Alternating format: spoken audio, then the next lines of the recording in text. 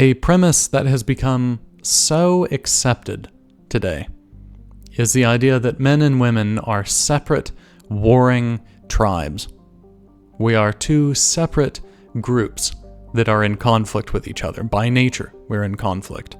You can see this all over our culture. You can see it, on a dating app. Before you even talk to a girl, it's just combative. Don't talk to me if this, don't talk to me if that. You gotta be this, you gotta be that. It's just, there's this combative attitude. Even when you start talking to her, chatting with her, there's this sort of standoffish combativeness. In a relationship, there's the idea that one has to serve the other. One has to win at the expense of the other. Plenty of guys have said, and I've experienced this myself, or if you ask anything of the woman in the relationship, anything, like, hey, could you cook dinner tonight? Not, could you cook dinner every night, but just, could you cook dinner tonight? Could you help out? And she ends up getting so threatened by this that she ends up threatening to end the whole relationship if there's any kind of expectation of her at all. And of course, she is fearing that any expectation of her at all is going to snowball into her losing and ending up being the one in the mode of service to him. But the other way around, it's him who has to serve her. So he has to do all the laundry and do all the cooking and pay for everything and take her out all the time. It's a very predatory, combative, warlike situation that we're in. The whole dating world is like that now. Men and women see themselves as two separate groups that are at war with each other. And the reason we think that is because that's what we've been taught. We've been taught that. Louise Perry is a journalist and an author, and she wrote a book called The Case Against the Sexual Revolution. I've seen quite a few of her interviews, her podcasts, or her being on a podcast. I've seen her talk about this, and I thought she was sort of taking issue with this premise, with the current state of things. I was under the impression that she was challenging how bad, how combative men and women have become with each other, just instinctively combative. And I started reading some of her book, and whoa, was I wrong? Let me read you a quote. She says, and this is like the very beginning. This is sort of one of the foundational questions to get you thinking along the track that she wants you to think. This quote here. Instead of asking, how can we all be free? We must ask instead, how can we best promote the well-being of both men and women, given that these two groups have separate sets of interests that are sometimes in tension? Now, this doesn't sound like that damning of a statement, but let's pick this apart. I mean, what she's saying is she's starting off by dismissing the idea that men and women can function freely and get along. And what she's putting forward is that both men and women are two separate groups, which she is subtly saying here that are sometimes in tension, which is a subtle way of saying there's inherent conflict there. Now you might think, well, isn't there inherent conflict between men and women? And, well, it's true that men and women are both different. We both have different perspectives. We both come about the same goal of being in a relationship, getting love, getting all these, nice things that we want. We come about them in different ways because we are indeed different. But to set off, to start off your whole view of the dynamic between men and women and the goal of what the sort of the climate or the atmosphere of men and women getting along together should look like, starting it off by saying, Well, we're in two different groups where what we want is sometimes in tension.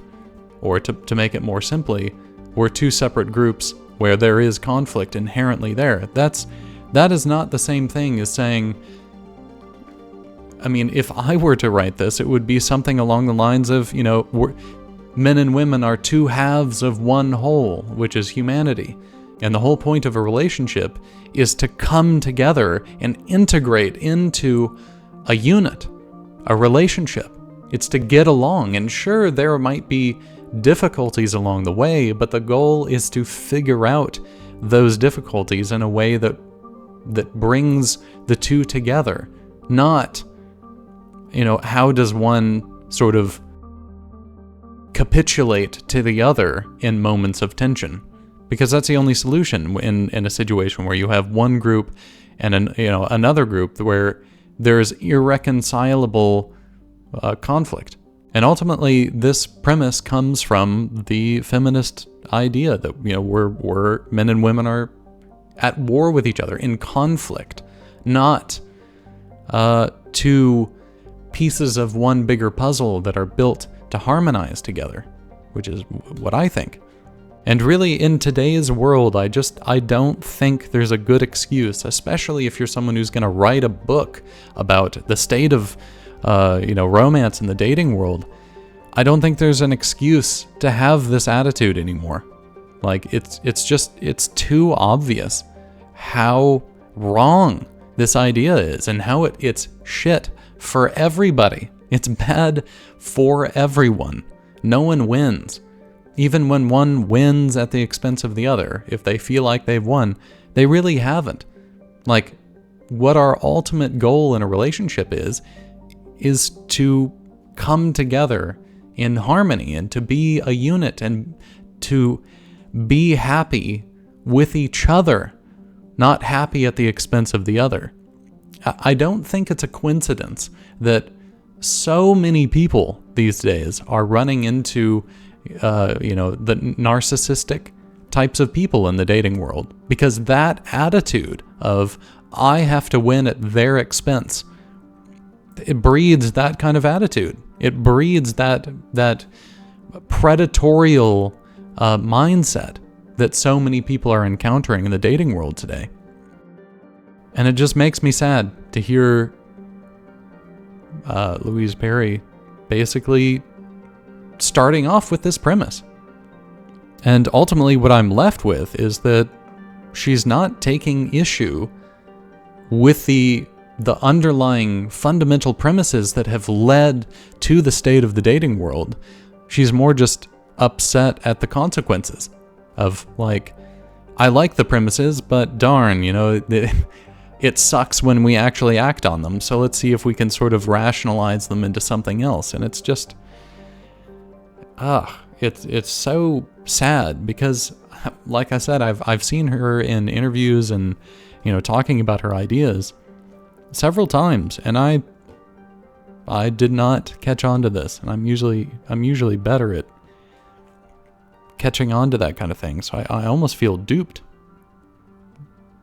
tricked. And it makes me sad because it's such a problem, and I wish there were more people talking about it. And see, the funny thing is when we think of ourselves as two separate warring groups, the only solution ultimately is that one group has to be subjugated by the other, right? Because if there's no reconciliation of this conflict except that one asserts what it wants above the others, the only solution is something like what we've seen throughout most of history, which is apparently what the feminists are trying to not be. We're trying not to go back to that, but at the same time, if you present men and women as being in conflict and only one can win at the expense of the other, that's the only thing that can come of that viewpoint, is that one has to assert what it wants above the other. And well, guess what? That was most of human history. Yeah, it's just goofy to me. It's silly. Like, They're trying so hard not to, go back to that traditional setup. And yet, guess what? I mean, we're seeing all these trad wives and stuff show up. That's kind of one of the reasons why, is because one needs to win at the expense of the other, and that's exactly what that looks like. So the way I see it is that men and women are not at war by nature. We're not built for conflict with each other. We're in fact built to harmonize with each other. We're built to go together naturally, both physically and psychologically. We're not two separate groups. Not really. I mean, only in the conceptual sense. We're not two tribes at war with each other. We're both part of humanity, two parts of a puzzle piece that are built to go together. And if you don't think of it like that, that will only encourage conflict. We in a sense manifest the mindset that we have, through just subconsciously. If we anticipate natural conflict, we're going to create it. We're going to go into situations, whether we're a man or a woman, if we anticipate that kind of natural conflict of, oh, he's after this, and oh, she's trying to do this, she's trying to, manipulate me to get my money or whatever. If we go into situations like that expecting it, we're only going to encourage conflict, because we're going to be defensive against, the anticipated conflict that might not even be there. No, the goal of a relationship is to create unity and harmony, not through capitulating to the other person, not through giving up things that you want and trying to placate the other. Whether it's the man or the woman, it doesn't matter. Either way, both lose when one of the other capitulates to the other. Because just think about what that is. If you find a woman who puts what she wants aside and just serves you, ultimately you're going to get a kind of trad wife kind of thing. Even if she's doing what you want, baking you cookies and shit, having sex with you whenever you want, any way that you want, as long as you want, that isn't satisfying. That won't make you happy, because she's not doing it because she wants it, because she loves it. She's doing it as capitulation, as just, yes, dear. Like, that's not connection. Service is not connection. Whether it's the man or the woman, it doesn't matter. And for the women watching, if some guy is just, oh, what do you want to do? What would you like to do tonight? Oh, is it okay if we have sex later? If not, that's fine. I can go either way. Whatever you want, dear. Like, that's not attractive. That's not going to make you feel loved or connected or seen. And that's the only thing that can happen if we have this idea that men and women are at war with each other. And the only way to get past all the problems in the dating world today is to let go of that premise. Right? We can't revise the premise. We can't say, oh, the premise is right, but let's just sort of interpret it in a different way than we have been doing.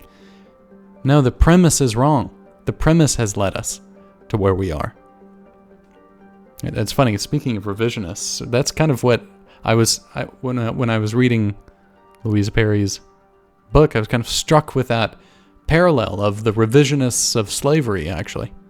Back when slavery was being talked about, this is a problem, it was before the Civil War, that it was a problem and something should be done about it. Most people were in favor of revising it, keeping it, but let's make it a little bit more tolerable. It was actually the extremists of the time who wanted to abolish it. Now, I'm not calling Louise Perry a slaver or something like that. I'm not saying it. I'm just saying the idea of revising something that's bad isn't good. That's not going to work, and it's not enough. Sometimes when an idea is bad, you just got to get rid of it. And this is such a time. Something else I was struck with is that it's a really good example of just how entrenched feminism is. That even people who are allegedly criticizing it are actually championing its fundamental principles. These ideas are just so entrenched in our culture. And it's tragic, because it's leading to basically all of the problems between men and women. Well, I hope you got something out of this video. Some cool news for the channel is, I got a lot of attention on the adult film video, and for those of you who have joined from that and watched it, thank you so much. It means so much to me that you guys are getting something out of it, and welcome to the channel. Also, I got a camera. I've been saving up for it for a long time, and hopefully you guys will appreciate it. And yeah, let me know what you think. If you liked the video, leave a comment, like it if you liked it, and if you're new, consider subscribing if you want to hear more. And yeah, if you made it this far into the video, thank you so much, and I hope to see you next time. Alright, thanks for watching.